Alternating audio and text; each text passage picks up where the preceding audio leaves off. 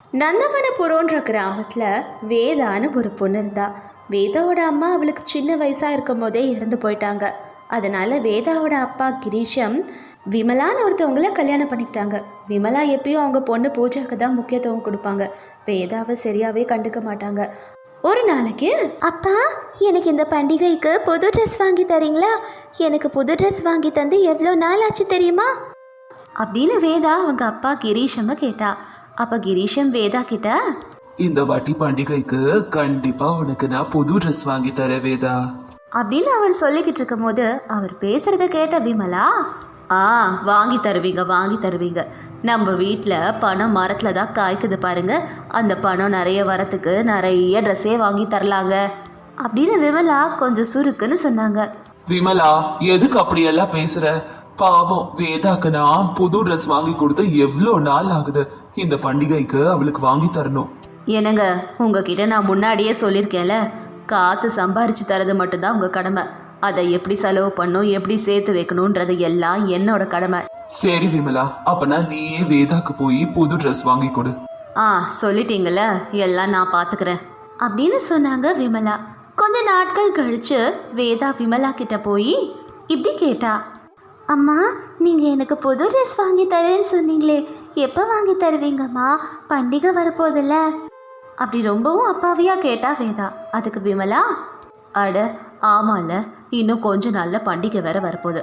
நாளைக்கே நம்ம பட்டணத்துக்கு போய் ட்ரெஸ் வாங்கலாம், நாளைக்கு வாங்கி தர அப்படின்னு சொன்னாங்க விமலா. நாளைக்கு புது ட்ரெஸ் கிடைக்க போகுதுன்ற சந்தோஷத்தில் வேதா அவள் ஃப்ரெண்ட்ஸ் எல்லார்கிட்டேயும் போய் இப்படி சொன்னா, நாளைக்கு நானும் என் அம்மாவும் பட்டணத்துக்கு போக போகிறோம். அங்கே அழகழகான ட்ரெஸ் எல்லாம் இருக்கும், அதில் ஏதாவது ஒரு ட்ரெஸ்ஸை நான் வாங்கிப்பேனே. அப்படி வேதா ரொம்ப சந்தோஷமாக புது ட்ரெஸ் கிடைக்க போகுதுன்னுட்டு அவள் ஃப்ரெண்ட்ஸ் எல்லார்கிட்டையும் சொல்லிட்டு இருந்தா. அடுத்த நாள் காலையிலே சீக்கிரமாக ரெடி ஆகி வேதா விமலா கிட்ட போய், அம்மா நான் ரெடி ஆயிட்டேம்மா, நம்ம பட்டணத்துக்கு போகலாமா? அதுக்கு விமலா, போகலாமா வேதா, இதோ பூஜா கூட ரெடி ஆகிட்டு இருக்கா, அவள் வந்ததோ கிளம்பலாம். அப்படியா அம்மா, பூஜா கூட வராளா? அப்போனா நானும் பூஜாவும் ஒரே மாதிரி ட்ரெஸ் ஒரே கலரில் எடுக்கிறோம். எல்லாரும் எங்களை ஒரே கலர் ஒரே மாதிரி ட்ரெஸ்ஸில் பார்த்து ஆச்சரியப்படணும் அப்படின்னு சொன்னா வேதா. 3 பேரும் அதுக்கப்புறம் பட்டணத்தில் இருந்த ஒரு துணி கடைக்கு போனாங்க. அங்கே ஒரு அழகான ட்ரெஸ் வேதாவுக்கு ரொம்பவும் பிடிச்சிது. அம்மா அங்கே பாருங்களேன், அந்த ட்ரெஸ் எவ்வளோ அழகாக இருக்குன்னுட்டு, அந்த ட்ரெஸ் எனக்கு வாங்கி தரீங்களா அப்படின்னு வேதா கேட்டதுக்கு விமலா, ஐயோ அந்த ட்ரெஸ்ஸா? என்ன வேதா உன் செலெக்ஷன் இப்படி இருக்கு, நம்ம வேறு கடையில் போய் துணி வாங்கலாம் அப்படி விமலா வேறோட துணி கடைக்கு வேதாவை கூட்டிகிட்டு போனா. அங்கே இருக்க துணி எதுவுமே வேதாக்கு பிடிக்கல. நாள் முழுக்க கடையெல்லாம் ஏறி இறங்கி விமலா பூஜாக்கு மட்டும் அழகான ஒரு ட்ரெஸ்ஸை எடுத்தாங்க. ஆனால் வேதாக்கு எதுவுமே எடுத்து தரல விமலா. அவங்க வாங்கின ஷாப்பிங் பேக் எல்லாத்தையும் வேதாவை தூக்கிட்டு வர சொன்னாங்க, ஒரு பனி மனுஷி மாதிரி. அம்மா நம்ம முதல்ல பார்த்தோமே ஒரு கடையில் ட்ரெஸ்ஸு, அதை வாங்கி தரீங்களா? வேதா, அந்த ட்ரெஸ் நல்லா இல்லைன்னு நான் அப்போவே சொன்னேனே உன்கிட்ட அப்படின்னு வேதா மேலே கோவப்பட்டு வேதாவை வீட்டுக்கு கூட்டிகிட்டு போனாங்க விமலா. அப்புறம் பூஜாவோட பழைய ட்ரெஸ் ஒன்று வேதா கிட்ட கொடுத்து, வேதா இந்த பண்டிகைக்கு நீ இந்த ட்ரெஸ்ஸை போட்டுக்கோ, உனக்கெல்லாம் இந்த ட்ரெஸ்ஸே பெரிய விஷயம் அப்படின்னு சொன்னாங்க விமலா. வேதா ரொம்பவும் வருத்தப்பட்டா. இப்படி விமலா எல்லா விஷயத்துலேயும் வேதாவை ஒரு வீட்டு வேலைக்காரி மாதிரி நடத்தினாங்க. அவங்க பொண்ணை மட்டும் நல்லா கவனிச்சாங்க. நாட்கள் போச்சு. பூஜாக்கு ஒரு நல்ல சம்பந்தமாக பார்த்து கல்யாணம் பண்ணி வைக்கணும்னு நினச்சாங்க விமலா. அதே விஷயத்த அவங்க கணவர்கிட்டையும் சொன்னாங்க விமலா. என்ன விமலா, என்ன சொல்லிக்கிட்டு இருக்க நீனு? வேதா இருக்கும் போது பூஜாக்கு எப்படி கல்யாணம் பண்ணுவ? வெளியே எல்லாரும் கேள்விப்பட்டா என்ன பேசுவாங்க தெரியுமா? முதல்ல வேதாக்கு கல்யாணம் ஆகட்டும், அப்புறம் பூஜாக்கு வந்து நம்ம கல்யாணம் பண்ணி வைக்கலாம் அப்படின்னு கிரீஷம் ரொம்ப தெளிவாக சொல்லவும் அதை கேட்ட விமலா கிரீஷம் கிட்ட, என்னங்க, இப்ப வேதாக்கு கல்யாணம் பண்ணா அதுக்கப்புறம் என் பொண்ணுக்கு என்ன இருக்கும்? அவளுக்கு நான் எப்படி பெருசா கல்யாணம் பண்ணி வைக்க முடியும் அப்படின்னு யோசிச்சாங்க அவங்க. அப்படியே நாட்கள் போச்சு. ஒரு நாளைக்கு வேதா நிலத்துல நடந்து போய்கிட்டு இருக்கும் போது அவங்க நிலத்துல ஒரு பையன் கத்துற சத்தம் கேட்டுச்சு. அந்த சத்தத்தை கேட்ட வேதா அங்க ஓடி போனா.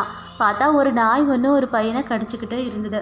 அந்த பையன் வழியில துடிச்சுக்கிட்டு இருக்கவும் வேதா உடனே அவனை அவளோட வீட்டுக்கு கூட்டிட்டு போனா.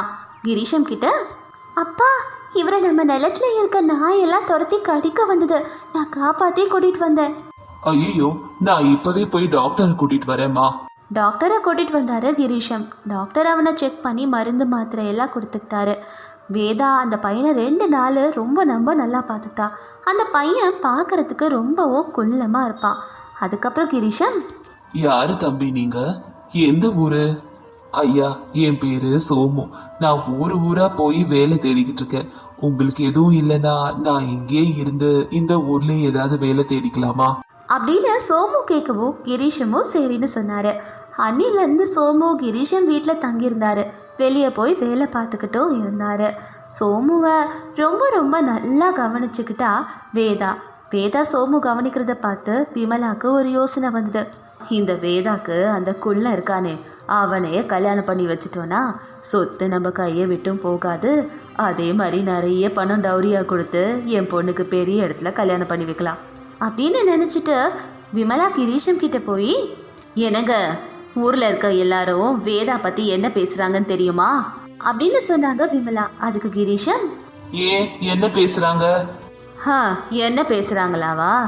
ஊரில் எல்லாரும் இப்படி தான் பேசிக்கிறாங்க. வீட்டில் குள்ளமாக ஒரு பையனை கொண்டு வந்து வச்சுருக்காங்க. வேதாவும் அந்த பையனும் காதலிக்கிறாங்கன்னு அக்கம் பக்கத்தில் இருக்கவங்க ஊர் முழுக்க இந்த பேச்சு தாங்க அப்படின்னு சொன்னாங்க விமலா. அது மட்டும் இல்லாமல் வேதாக்கு வர கல்யாண சம்பந்தத்தை கூட தட்டிக்கிட்டு இருந்தாங்க விமலா. பார்த்தீங்களாங்க, வேதாக்கு எந்த சம்பந்தமும் வர மாட்டேங்குது. இப்படி இருந்தால் எப்படிங்க? அவளுக்கும் கல்யாணம் நடக்காது, இவளால் பூஜாவுக்கும் கல்யாணம் ஆகாது அப்படின்னு விமலா சொன்னோன்னா கிரீஷம்க்கு பயம் வந்து வேற வழி இல்லாமல், சோமு தம்பி, உன்னை கேட்குறேனே இப்படி தப்பா நினைக்காத. பொழைக்கிறதுக்காக என் ஊருக்கு வந்த உன்னை இங்க எல்லாருக்கும் பிடிச்சிருக்கு. என் பொண்ணை கல்யாணம் பண்ணிக்கிறியா? சோமு கல்யாணத்துக்கு சரின்னுட்டு சொன்னான். அப்புறமா வேதாக்கும் சோமுக்கும் கோவிலில் கல்யாணம் நடந்துச்சு. அதுக்கப்புறமா வேதா சோமு குள்ளமாக இருக்கிறதுனால அவன் கூட சேர்ந்து வெளியே போக மாட்டா. வேதா விஷயம் எல்லாம் கேள்விப்பட்டோம். உன் கணவர் சரியான குள்ள மனிதராகவே, உன்னோட இடுப்பளவு கூட வரமாட்டாராம். அப்படி அவள் எங்கே போனாலும் அவள் ஃப்ரெண்ட்ஸ் எல்லாரும் அவளை வெறுப்பேற்றினாங்க.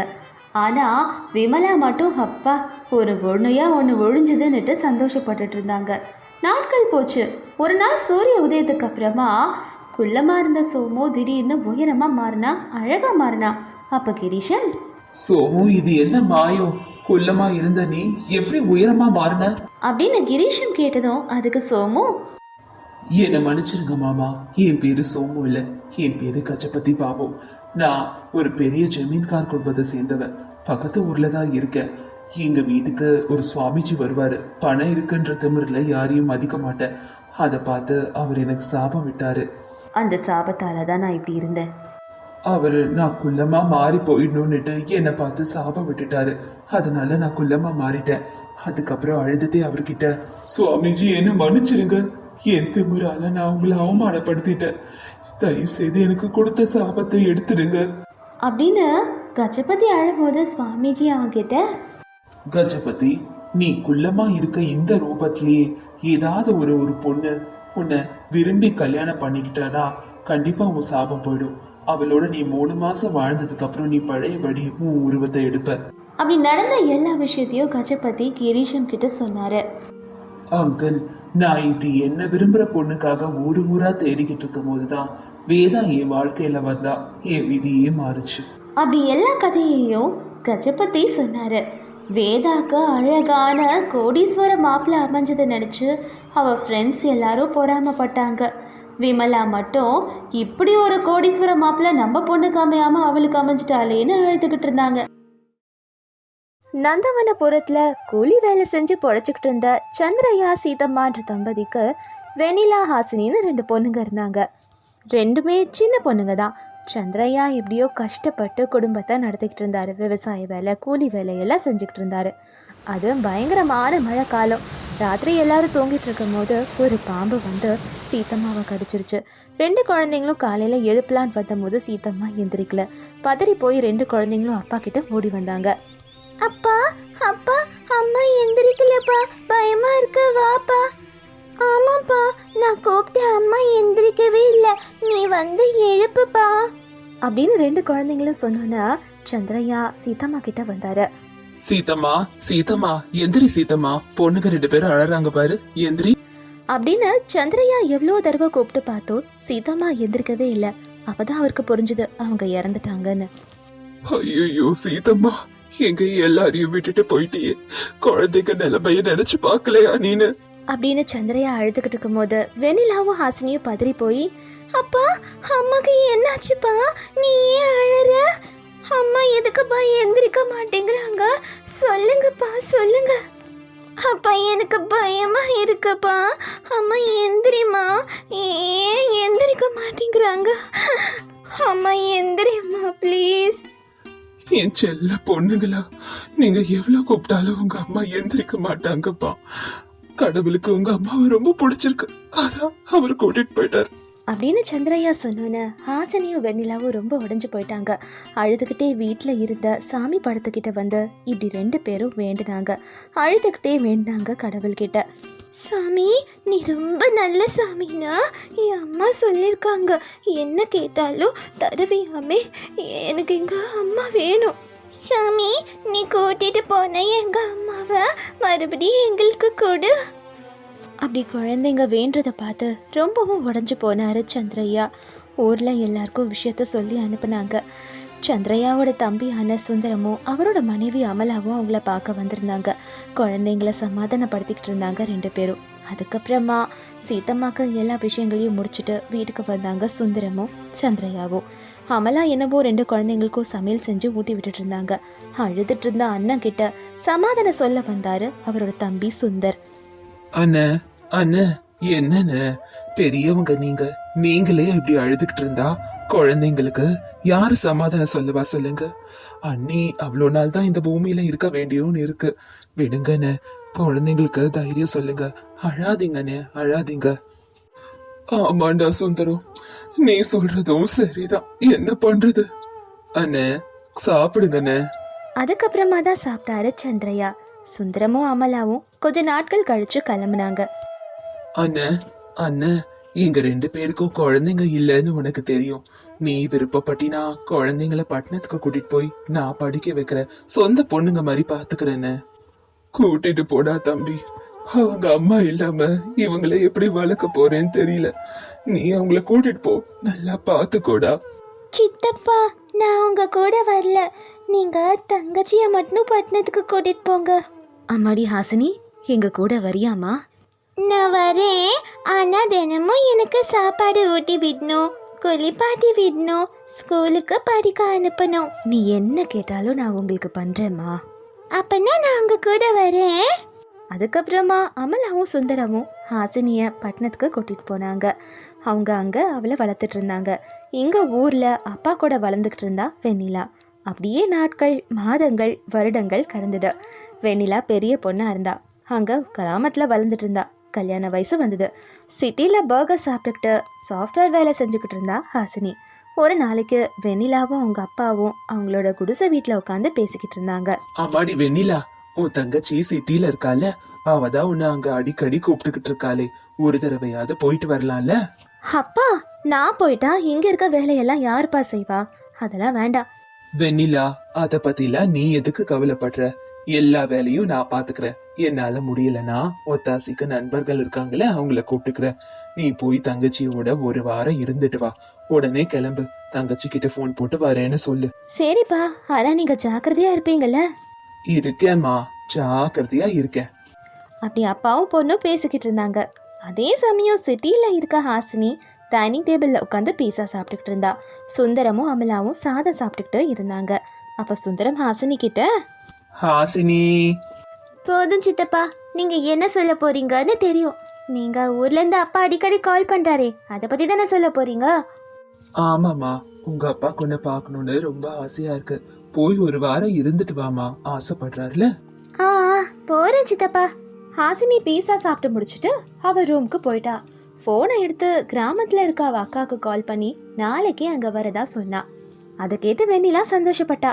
அக்கா, நாளைக்கு நான் பஸ்ல இறங்கினதுக்கு அப்புறமா பஸ் ஸ்டாண்ட்ல இருந்து என்ன கூட்டிட்டு போக ஏதாவது காரோ இல்ல வெஹிக்கிளோ அரேஞ்ச் பண்ணு. சரின்னு சொல்லி போனை வச்சா வெண்ணிலா. அடுத்த நாள் காலையில அவங்க ஊரு பஸ் ஸ்டாண்ட்ல வந்து நின்னா ஹாசினி.